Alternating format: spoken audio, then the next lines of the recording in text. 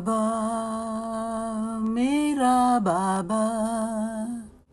ஓம் சாந்தி. 1-3-2025 காலை முரளி. ஓம் சாந்தி. பாப் தாதா மதுவனம். சாராம்சம். இனிய குழந்தைகளே, அன்பான அன்பற்ற என்ற வார்த்தைகள் இல்லற பாதைக்கே உரியவை. இப்பொழுது உங்கள் அன்பானது ஒரேயொரு தந்தையின் மீதே உள்ளது. குழந்தைகளாகிய நீங்கள் தந்தையின் நினைவில் சதா நிலைத்திருக்கின்றீர்கள். கேள்வி: நினைவு யாத்திரைக்கு நீங்கள் கொடுக்கும் மற்றைய பெயர் என்ன? பதில்: நினைவு யாத்திரை என்பது அன்பு யாத்திரையாகும். அன்பற்ற புத்தியை கொண்டவர்கள் எவராவது ஒருவரின் பெயர் மற்றும் ரூபத்தில் சிக்கிக் கொள்ளுதல் என்ற துர்நாற்றத்தையே கொண்டிருக்கின்றார்கள்.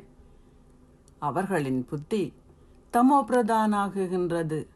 ஒரேயொரு தந்தையை மாத்திரம் நேசிப்பவர்கள் இந்த ஞானத்தை தொடர்ந்தும் தானம் செய்வார்கள்.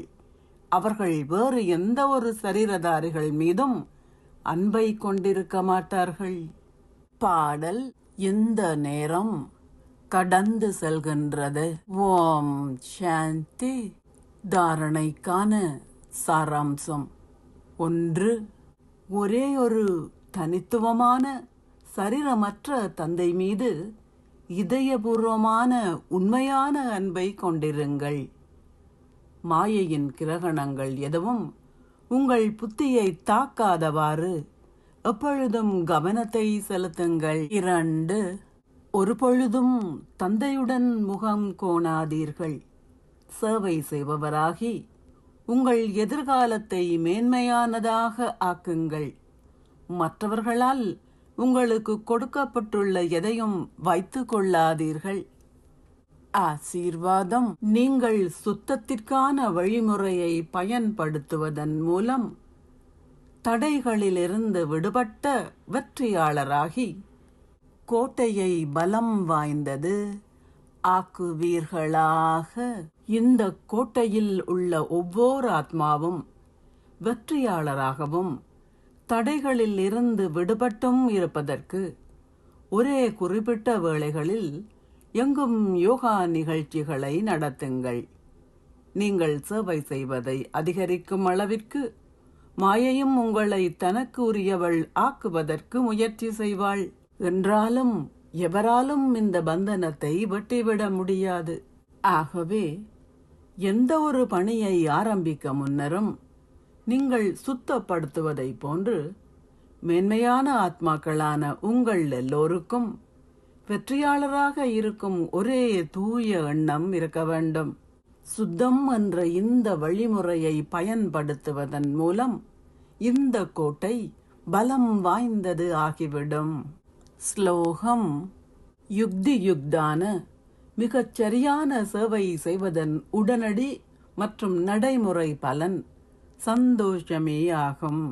அவ்யக்த சமிக்ஞை: சத்தியம் மற்றும் நல்ல பண்புகளின் கலாச்சாரத்தை கடைபிடியுங்கள். பிராமண குடும்பத்தின் முதலாம் இலக்க கலாச்சாரம் சத்தியமும் நல்ல பண்புகளும் ஆகும். இந்த பிராமண கலாச்சாரம் ஒவ்வொருவரின் முகத்திலும் அவர்களின் நடத்தையிலும் புலப்பட வேண்டும். ஒவ்வொரு பிராமணரும் மற்றவர்களுடன் பழகும் போது புன்னகை செய்ய வேண்டும். ஒருவர் எப்படிப்பட்டவராக இருந்தாலும் உங்களின் பிராமண கலாச்சாரத்தை ஒருபோதும் கைவிடாதீர்கள். அப்போது இலகுவாக இறைவனை வெளிப்படுத்துவதற்கு நீங்கள் ஒரு கருவியாகுவீர்கள். ஓம் சாந்தி. நன்றிகள் பாபா. உலக வாழ்க்கை வாழ ஞான செல்வம் வேண்டும். உன் ஸ்நேகம் என்னை இனிமையாக்குதே. உன் யோகம் என்னை வலிமையாக்குதே. உன்னை புகழ்ந்து பாடியே நான் பெருமை அடைகிறேன். நான் சக்தி அடைகிறேன். 2 எழுத்தினில் என்னை மறந்தேன். அந்த வார்த்தை பாபா मेरा बाबा बाबा मेरा बाबा.